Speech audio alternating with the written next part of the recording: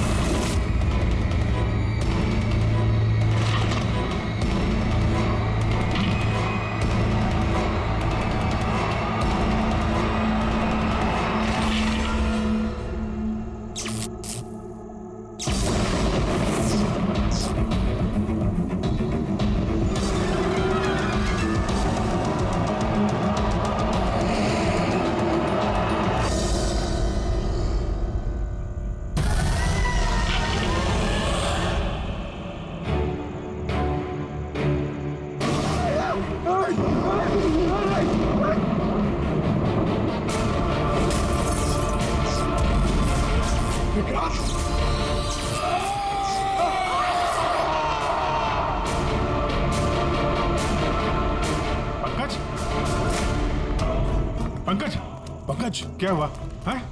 पंकज, क्या? पंकज संभाल के, तुम ठीक हो? ठीक तो हो? क्या हुआ? पूरी रेडी, इसे हॉस्पिटल ले जाओ जल्दी। पंकज, पंकज चलो संभाल के। पंकज क्या हुआ? क्या हो रहा है ये सब है? इसकी हालत देखी आपने? कौन सा खतरनाक खेल खेल रहे हैं आप लोग यहाँ पे? सर मैंने आपको बताया ना, यहाँ पे सब कुछ नकली है। जिन्हें आपने देखा होगा वो सब जूनियर एक्टर्स हैं, हाथ में चाकू लिए हुए। और सर वो विक्रांत की होलोग्राम इमेज है। सर यहाँ पर ऐसा कुछ नहीं है जिससे किसी को खतरा हो। तुम एक ही बात को 1000 बार कह लो, मगर एक बात साफ है, यहाँ कुछ तो है जो ठीक नहीं है। बॉस, पंकज की हालत अब पहले से बेहतर है। उसका सीटी स्कैन किया गया और स्कैन में ऐसी कोई बात नहीं आई है जिससे कोई चिंता हो। ये बहुत अच्छी बात हुई कि आप लोगों ने बिल्कुल सही वक्त पर पंकज को हॉरर हाउस से बाहर निकाल दिया। समझ में नहीं आ रहा है, हम सब लोग थे वहाँ हॉरर हाउस में, और कुछ कमरे ऐसे थे जहाँ पे थोड़ा डर लगे, घबराहट जैसी हो तो हम तुरंत दूसरे कमरे में चले जाते थे। पंकज ने भी यही किया होगा। सिर्फ उसी के साथ ऐसा क्या हुआ कि उसके दिमाग में इतना गहरा असर हो गया? सर, ये सुशांत और नीना अपने अपने दोस्तों के साथ वहाँ हॉरर हाउस में गए थे, लेकिन असर सिर्फ इन दोनों पे ही हुआ। इनके दोस्तों पे कोई असर नहीं हुआ था, सब नॉर्मल थे। सर हो सकता है उस हॉरर हाउस के किसी खास कमरे में वो चीज हो जिससे इंसान के दिमाग पे बहुत बुरा असर करता है। ये पंकज, सुशांत, नीना उस कमरे में गए तो उनके दिमाग पे असर हुआ, बाकी के लोग उस कमरे में गए नहीं तो असर हुआ नहीं होगा। हो सकता है गया, हो सकता है, पर कौन से कमरे में, ये कमरा कौन सा है, ये तो पता लगना चाहिए। सर मुझे वहां पे विक्रांत की डायरी मिली। जिस दिन उसने अपनी फैमिली का फोन करके आत्महत्या की, उसके कुछ दिन पहले इसने लिखा है, या मैंने फिर से उन्हें देखा, उनकी आवाजें सुनाई देती हैं। वो लोग हर जगह पे मेरा पीछा करते हैं, मैं रात को सो नहीं पाता, किसी पे भरोसा नहीं है मुझे। उस शैतान ने सबको अपनी तरफ कर लिया है। और हैरानी की बात यह है कि इसके पहले जो कुछ लिखा है वो बिल्कुल नॉर्मल है, उसमें कोई खतरे और डर की बात नहीं है। जो कुछ भी हुआ है अचानक हुआ है सर, सुशांत और नीना की तरह।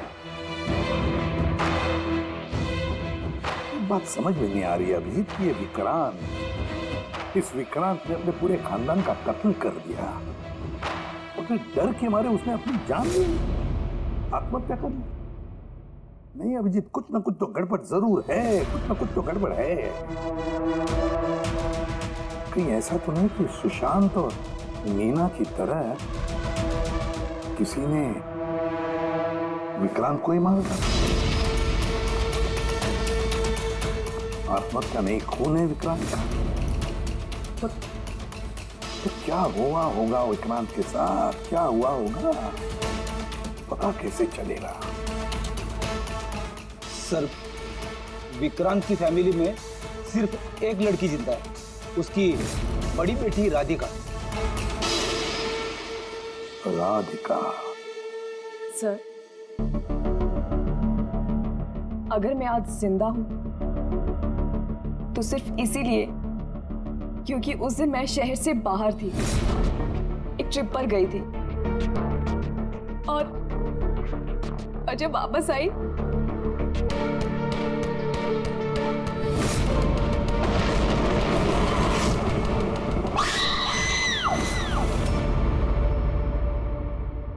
उनकी डायरी पढ़ी थी हमने, उससे पता चला कि 10 सितंबर से पहले वो बिल्कुल नॉर्मल थे। उसके बाद से उन्हें किसी से डर लगने लगा, अपनी जान खतरे में महसूस होने लगी। 10 सितंबर।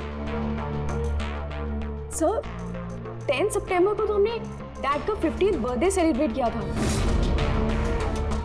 सब लोग आए थे, फैमिली, फ्रेंड्स, और सर डैड तो बहुत ज्यादा खुश थे। सर, बट डैड के बर्थडे के बाद ही उनका बिहेवियर चेंज हुआ था। अभिजीत,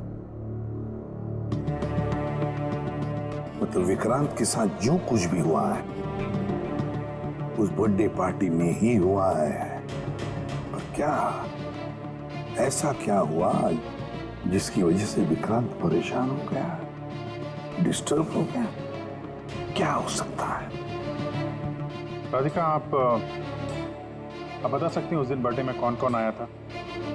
उस दिन की फोटोग्राफ्स और वीडियो भी चाहिए हमें। पूरी रात पार्टी में विक्रांत बिल्कुल नॉर्मल लग रहा था, लेकिन लेट नाइट को उसका किसी के साथ तो झगड़ा हुआ। मैंने दूर से देखा था, बहुत जोर जोर से बहस हो रही थी। किसके साथ? अजय, विक्रांत का बेस्ट फ्रेंड। विक्रांत के साथ भी? साहब, बहुत बड़ी गलती कर दी मेरे माँ बाप ने, अपनी बेटी की शादी विक्रांत से करवा के। साहब, उसे नहीं जीना था तो वो खुद मर जाता, लेकिन मेरी बहन और बच्चों को मारने की क्या जरूरत थी? विक्रांत के मरने के बाद तो सारी प्रॉपर्टी राधिका के नाम पे चली गई होगी ना? नो सर, विक्रांत के बिजनेस में या उसकी प्रॉपर्टी में राधिका का कोई इन्वॉल्वमेंट नहीं था। उसके परिवार के बाद वो पूरी टूट चुकी थी। एक रुपया नहीं हुआ था सर उसे, बल्कि ज्यादातर पैसा उसने चैरिटी के लिए दे दिया।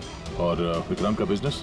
सर, उनके कजन है दीपक, वो संभालते हैं। दीपक जी, विक्रांत की मौत के बाद उसके पूरे बिजनेस की कमान तुमने संभाल ली है ना? क्योंकि विक्रांत की फैमिली में कोई बचा ही नहीं, सिर्फ राधिका के सिवा। और राधिका ने बिजनेस और बाकी सारे प्रॉपर्टी में से अपने आप को दूर कर लिया था, इसलिए, है ना? जी, सभी को मालूम है कि विक्रांत मेरा कजिन था और किसी को तो जिम्मेदारी लेनी ही थी, लेकिन ये सब आप मुझसे क्यों पूछ रहे हैं? देखिए, विक्रांत और उसकी फैमिली के साथ जो भी हुआ उसका अफसोस सबको है। वो एक हादसा था, साजिश नहीं। आप लोगों को लगता है कि विक्रांत ने आत्महत्या नहीं की, मर्डर किया है किसी ने उसका। मैंने मारा है उसे और सुपारी देकर ये काम मैंने करवाया है। सर वो मेरा बहुत जिगरी यार था, जिगरी। हम दोनों के बीच में बिल्कुल एकदम भाइयों जैसा प्यार था सर। तो हमें तो पता चला है कि काफी समय से तुम दोनों की दोस्ती में काफी दरार पड़ गई। दरार नहीं सर। सर वो क्या है ना कि फ्रेंडशिप के बीच में जो तकरार होती है और प्रॉब्लम्स होती है, बस वैसे ही कुछ हुआ था। लेकिन सर बाद में हमने पैचअप कर लिया था। सर मेरी बात जरा गौर से सुनिए कि अगर हम दोनों के बीच में दोस्ती नहीं होती तो क्या वो मुझे पार्टी में इनवाइट करता? राइट। और उसी पार्टी में तुम्हारा जबरदस्त झगड़ा भी हुआ था विक्रांत के साथ। हमारे पास एक गवाह है। नहीं सर, नहीं, झगड़ा नहीं हुआ था। वो क्या था कि 3-4 पैक अंदर जाने के बाद बस हम दोनों हाइपर हो गए थे और उसके बाद हम दोनों में बहसाबाजी शुरू हो गई थी। That's it. हद करते हैं मैम आप लोग। पूरी दुनिया जानती है कि विक्रांत ने अपनी फैमिली का मर्डर करके खुद सुसाइड कर लिया। हो सकता है उसकी कोई बहुत बड़ी प्रॉब्लम हो। पुलिस ने भी ये केस क्लोज कर दिया है, तो आप फिर क्यों 2 साल बाद मुझे इस केस में फंसाना चाहती हैं? I mean, मैं ऐसा क्यों करूंगी? देखिए, हमें तो बस इतना पता चला है कि विक्रांत की कंपनी में बरसों काम करने के बाद भी आपको प्रमोशन नहीं मिला। इनफैक्ट विक्रांत तो आपको नौकरी से निकालना चाहते थे और फिर अचानक विक्रांत की मौत के बाद आपकी फाइनेंशियल कंडीशन काफी बेहतर हो गई। हाँ तो मतलब आप ये कहना चाहती हैं कि मैंने विक्रांत का खून करके उसकी पूरी प्रॉपर्टी पर कब्जा कर लिया? Is that you want to say? आप लोगों को लगता है कि मैंने विक्रांत को उकसाया कि अपनी फैमिली को मारकर खुदकुशी कर ले। इस बात का आपके पास कोई सबूत है, कोई गवाह है? दीपक, विक्रांत के 50वें सालगिरह की पार्टी में तुम तो गए थे, है ना? फिर गिफ्ट भी लेकर गए हो। अब 50वां बर्थडे जो था, क्या लेकर गए थे, जरा बताओ तो। अजी, 2 साल में मैंने कई लोगों को अलग अलग गिफ्ट दिए हैं। कैसे बता पाऊंगा कि विक्रांत को क्या दिया था? मुझे कुछ ठीक से याद नहीं आ रहा। आई थिंक सिर्फ कार्ड ही दिया था। लेकिन सर ये अचानक बीच में गिफ्ट की बात कहाँ से आ गई? और मुझे नहीं याद कि मैंने उसे क्या गिफ्ट दिया था। ये 2 साल पहले की बात है मैम। और फिर किसी को कोई गिफ्ट देना कोई गुनाह थोड़ी है। जो मैंने विक्रांत को उसके फेवरेट ऑथर की नई बुक गिफ्ट करी थी, लेकिन उसको किसने क्या गिफ्ट किया ये बता पाना मुश्किल है। आप जानना क्यों चाहते हैं?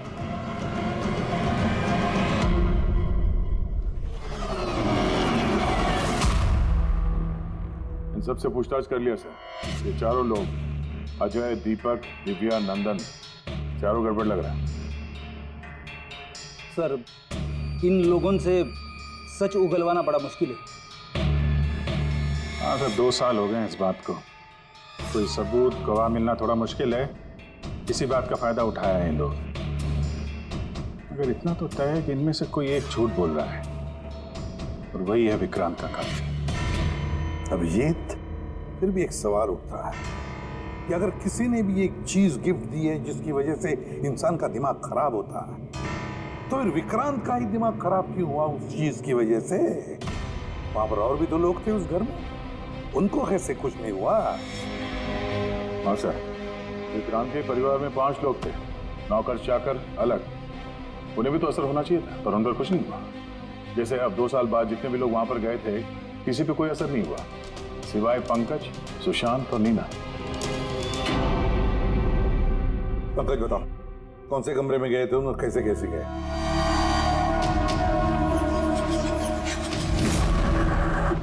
ये कॉरिडोर था सर। मैं सीढ़ियों से नीचे आया सर। ये कॉरिडोर क्रॉस करके यहाँ हॉल में गया सर। हॉल में सर फिर वो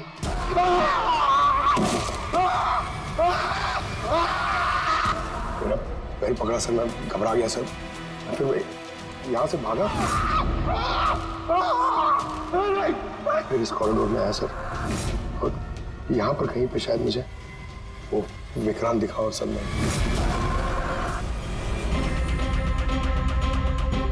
हाँ सर, पंकज हमें यहाँ इस कॉरिडोर में मिला था यहाँ पर, और नीना को उसके दोस्तों ने भी इसी जगह पे देखा था, और सुशांत भी यहाँ इसी जगह पे मिला। तो सर वो जो कुछ भी है जिसकी तलाश है हमें, शायद यहाँ आसपास कहीं होना चाहिए। ऐसे वो हो क्या सकता है? वहां पर तो एंटीक्स, पेंटिंग्स, न जाने क्या क्या था। ऐसी कौन सी चीज है जिसकी वजह से वो लोग मारे गए? सर, विक्रांत की मौत 2 साल पहले हुई थी और इन दोनों की मौत अभी अभी हुई है 2 साल बाद। ऐसी कौन सी चीज है वहां पे जिसकी वजह से ये सब मौतें हो रही है? तो क्या चीज है कातिल जानता है।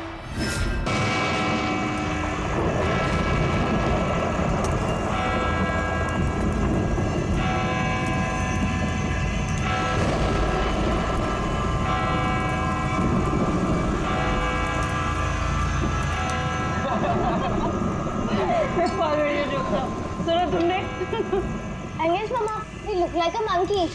ये हर बार छेड़ती है मुझे। अरे प्लीज फिर से तुम्हारी कैट पैंट। मामा ये भी मुझे बोलता रहता है।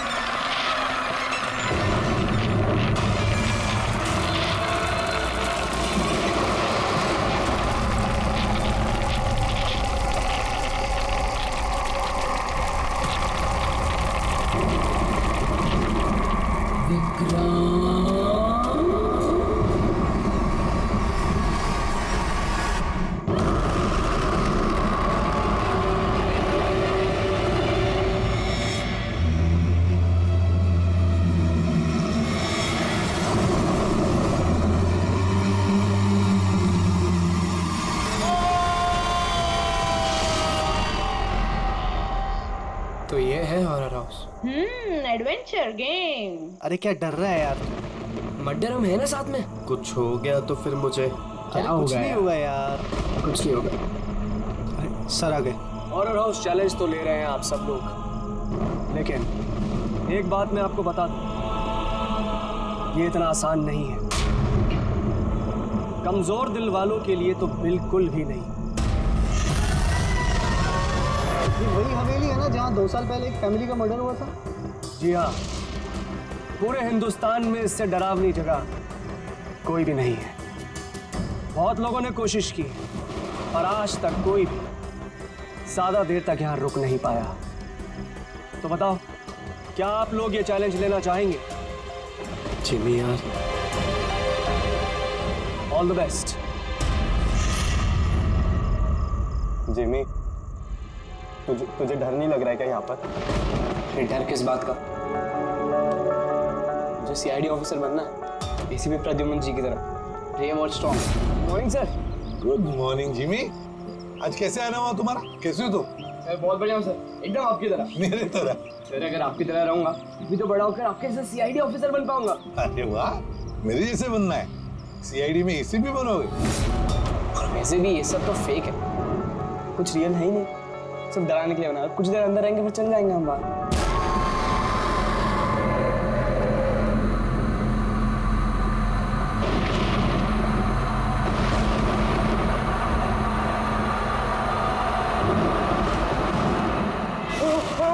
अरे रोहित खोलना। जिमी ठीक है। जिमी तो अब यहाँ से हम लोगों को अलग अलग जाना है। Jimmy see you later Sushant. अरे Jimmy please open the door. Jimmy कुछ नहीं होगा। रोहित ना यार, guys please come back guys.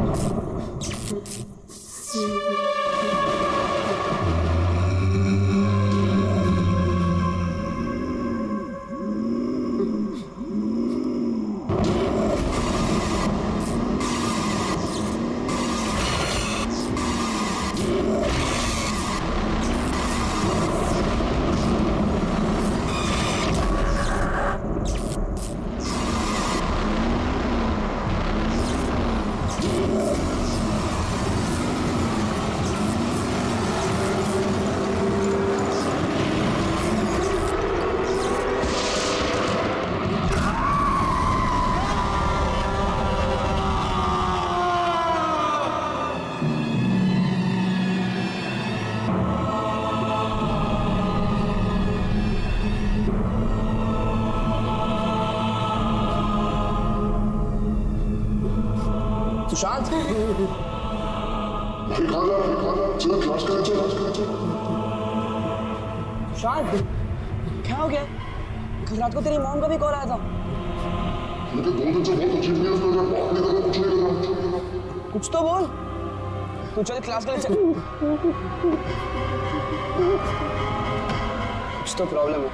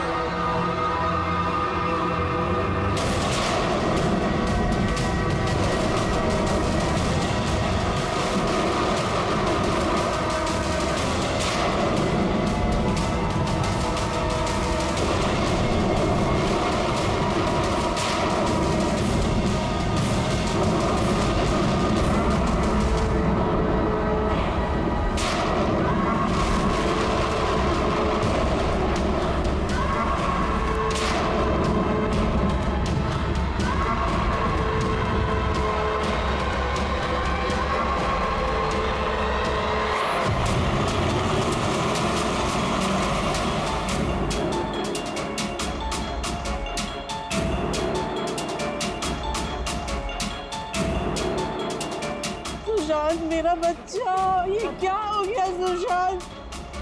छोड़ो मुझे प्लीज, छोड़ो सुशांत, ये तुम्हें क्या हो गया सुशांत?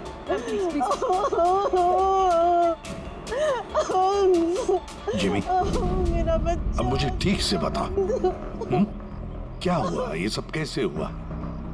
सर वो कॉलेज आया और स्टेज चढ़ के ऊपर जा रहा था। मैंने उसे रोका कि चल क्लास का टाइम हो गया, चल साथ में। और सर उसने मेरी बात सुनी ही नहीं सर। और वो टेरेस जाके मुझे उसे रोक लेना चाहिए था सर। अगर मैं उसे रोक लेता तो ऐसा नहीं होता सर। जिमी, देखो बेटा, अपने आप को ब्लेम मत करो। क्या तुम्हें थोड़ी पता था कि ये ऊपर जाकर ऐसे करेगा? Don't blame yourself. नहीं सर, कुछ तो प्रॉब्लम थी सर। पिछले 2 दिन से सुशांत ऐसा ही है सर। ना किसी से बात करता है, बहुत अजीब बिहेव कर रहा था सर। मुझे उससे बात करनी चाहिए थी। अगर मैंने बात की होती तो सर शायद कुछ। अच्छा, ये पिछले 2 दिन से क्या हुआ? क्या था? क्या प्रॉब्लम क्या थी? हैं? हम लोग सर उसको हॉरर हाउस लेकर गए थे। उसका मन नहीं था जाने का, फिर भी उसको फोर्स करके लेके गए थे सर। सुशांत, भाई, भाई क्या हुआ? सुशांत! तो तुम्हारा मतलब है कि हॉरर हाउस जाने के बाद से ही सुशांत? हाँ सर, कुछ तो हॉरर हाउस में ही हुआ था सर। हम सब भी डरे हुए थे, लेकिन सुशांत कुछ ज़्यादा ही डरा हुआ था सर। हम उसको सुबह उसके घर पर छोड़ने भी गए। हमें लगा था कि सोने के बाद ठीक हो जाएगा, लेकिन नहीं सर। परसों रात को ही उसके साथ कुछ हो चुका था सर। भाई मेरी बात सुन, तू सो जा, वो सिर्फ एक गेम था। हमने वहाँ जो कुछ भी देखा वो उसमें से कुछ भी रियल नहीं था, सब फेक था। मेरी बात मान। नहीं जिमी भाई, मेरी बातों का यकीन कर, कुछ भी फेक नहीं था। सब असली था भाई, वहाँ पे कुछ तो था भाई। वो अभी भी मेरे साथ है। वो नहीं छोड़ेगी भाई मुझे, वो मुझे नहीं छोड़ेगी। उसके बात करने के तरीके से मुझे लगा कि वो भी डरा हुआ है, लेकिन नहीं सर, सुशांत सही था। उसे किसी ने मार दिया सर, और वो बचा नहीं पाया उसे। किसी ने मार दिया सर सुशांत को सर।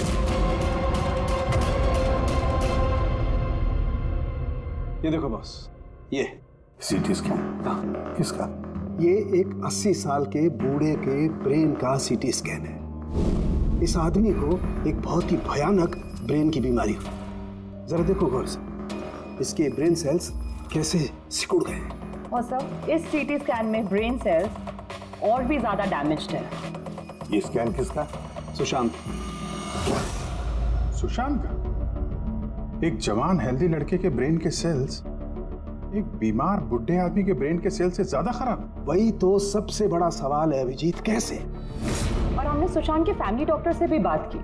उन्होंने भी कहा कि सुशांत बिल्कुल फिट था, ना कोई हेल्थ इश्यूज, ना दिमाग की बीमारी, कुछ भी नहीं। सब जिमी ने बताया था कि हॉरर हाउस से लौटने के बाद ही इस सुशांत के बिहेवियर में चेंज आ गया था।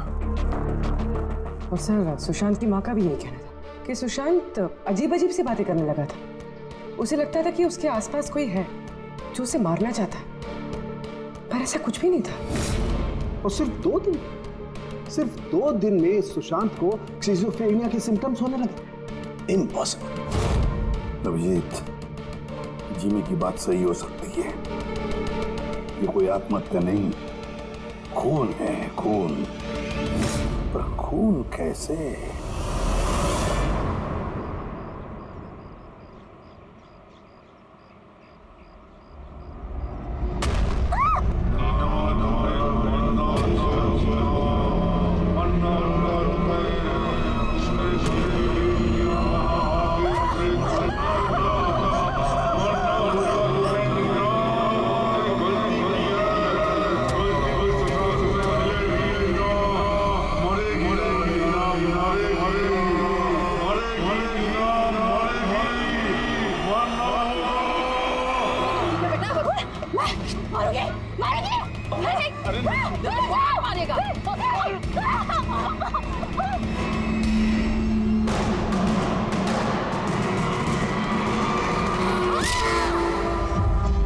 लड़की बहुत डरी हुई सी थी।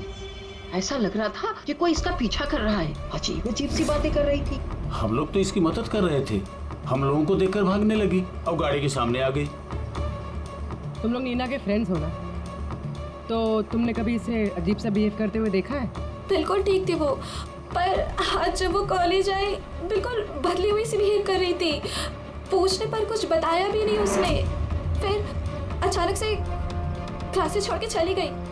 मतलब कल तक सब कुछ ठीक था, तो कल और आज के बीच ऐसा क्या हुआ कि वो इस तरह से बिहेव करने लगे?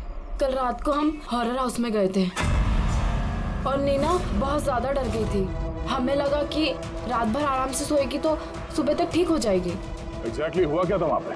सर वो नीना वहाँ पे अचानक से बेहोश हो गई थी। Neena Neena Neena Neena Neena are you okay? उसके बाद से एक तो अजीब बिहेव करने लग गई। नीना से लगता था जैसे उसे कोई मार देगा। क्या हुआ? कोई है वहाँ पे, देखो कोई है। नीना कोई नहीं है वहाँ पे। जाओ गो, कोई नहीं है वहाँ। मैं जहाँ जाती हूँ वहाँ चले आते हैं। मुझे छोड़ेगा नहीं, मुझे मार डालेगा।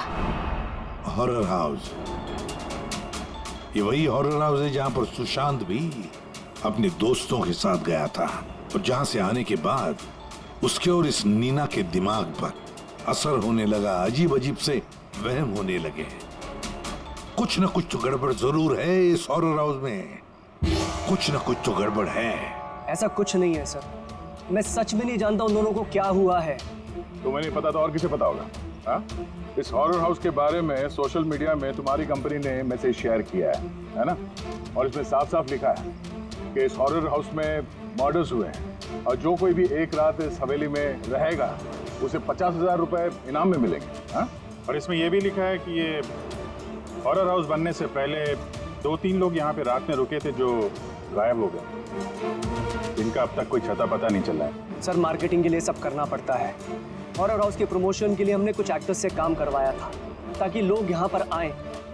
आप चाहे तो हम उनका नाम और पता आपको दे सकते हैं, आप उनसे पूछ सकते हैं सर। अच्छा, अगर ये सब तुमने मार्केटिंग के लिए किया है तो इसके पीछे असली कहानी क्या है, ये बताओ। सर यहाँ पर एक बहुत रईस आदमी रहता था अपने परिवार के साथ, विक्रांत, और एक दिन उसने अपने पूरे परिवार को मार दिया।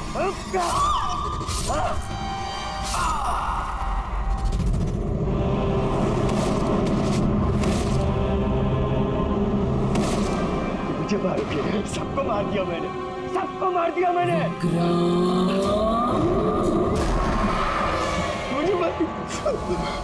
मुझे मारेगी।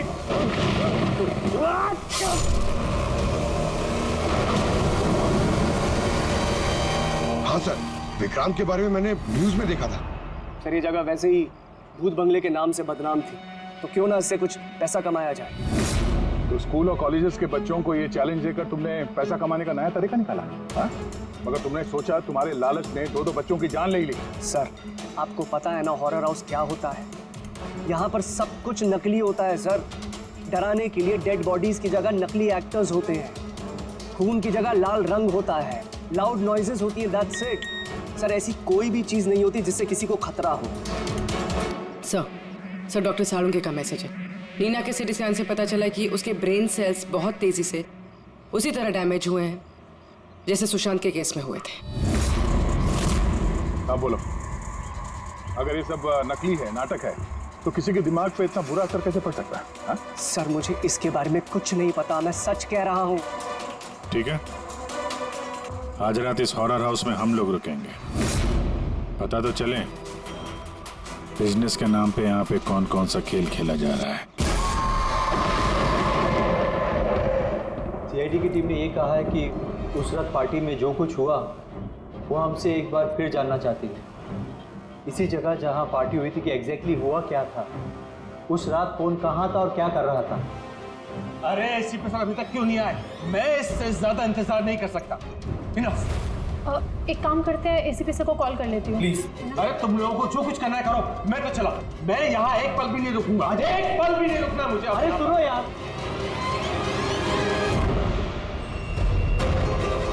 हेलो सर, मैं दिव्या।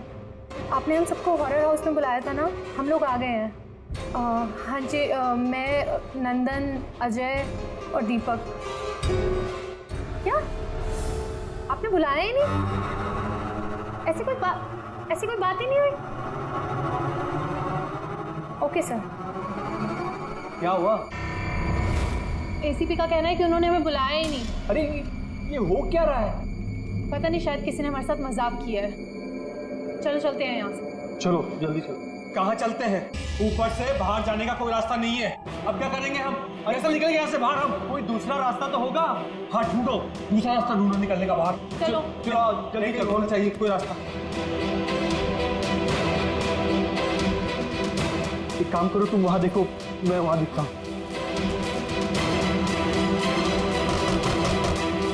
अरे कोई है?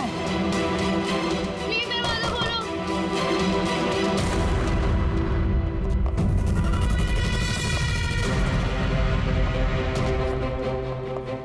ये क्या तमाशा है सर? आप क्यों परेशान कर रहे हैं हमें? परेशान नहीं कर रहे थे, सिर्फ परीक्षा ले रहे थे। और परीक्षा का रिजल्ट भी आ गया, पता चल गया है उन्हीं कौन है। आप सबको इस हॉरर हाउस के उस हिस्से में बंद किया गया था जहां वैसी कोई चीज है जिसकी वजह से दिमाग पे बहुत बुरा असर पड़ता है और इंसान को अजीब अजीब से वहम होने लगता है, और उस चीज के बारे में कातिल को पता है, और उसी चीज की वजह से कातिल पहचाना भी गया। जाहिर सी बात है कातिल उस चीज को नोटिस करेगा, उससे दूर जाने की कोशिश करेगा, क्योंकि वो नहीं चाहेगा कि जहर वाला केमिकल का असर उस पे हो जाए। चारों तरफ दरवाजे बंद थे, वो भी यही फंसा था, इसलिए उसने उस चीज को छूने की गलती की। और इस कमरे में क्या क्या हुआ सब कुछ सब कुछ सीसीटीवी कैमरा में कैद हुआ है।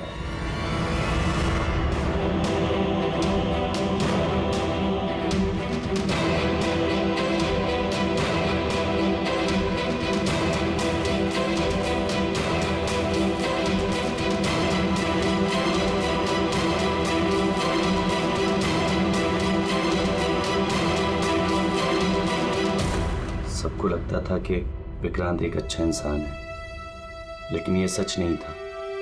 वो बड़ा ही घटिया इंसान था। उसका अफेयर मेरी पत्नी से हो गया था। मेरी पत्नी को इस गलती का एहसास था। उसने विक्रांत से दूर जाने की बात कही तो विक्रांत उसे धमकाने लगा। कहने लगा तुम्हारे पति को बता दूंगा, उसको नौकरी से निकाल दूंगा। शर्मिंदगी में मेरी पत्नी ने खुदकुशी कर ली। और इसलिए तुम विक्रांत से बदला लेना चाहते थे? मेरा एक दोस्त केमिस्ट में था। मुझे उससे उस टॉक्सिन जहर के बारे में मालूमात पड़ी।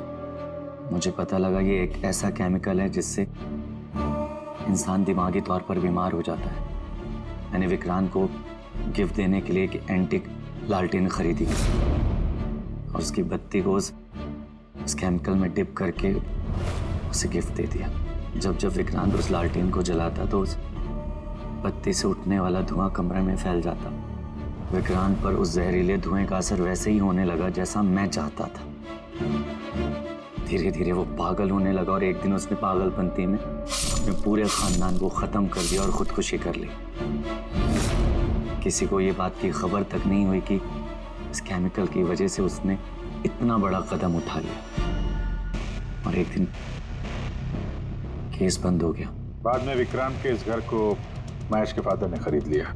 महेश ने इसे हॉरर हाउस बनाया और बिजनेस स्टार्ट कर दिया। लेकिन वो लालटेन अभी भी यहीं थी, स्टडी रूम में नहीं, कॉरिडोर में, जिसकी वजह से ये सब हो रहा था। सच बोल रहा हूँ, मुझे जब पता लगा कि उस जहरीली लालटेन की वजह से 2 साल बाद भी लोग मर रहे हैं तो मैं घबरा गया। मैं रिस्क नहीं लेना चाहता था लालटेन को यहाँ से निकालने के। नंदन हर मुझे यही सोचता है कि उसने बड़े चालाकी से अपने काम को अंजाम दिया और अब उसे कोई पकड़ नहीं सकेगा। लेकिन सारे के सारे मुझे यही भूलते हैं कि कानून को कोई ज्यादा देर तक धोखा नहीं दे सकता। एक न एक दिन तो वो पकड़ा जाता ही है। नंदन, तुम्हारे इस बदले की आग ने कितने सारे लोगों की जानें ले ली। कानून तुम्हें कभी माफ नहीं करेगा। कड़ी से कड़ी सजा होगी तुम्हें, फांसी होगी तुम्हें, फांसी।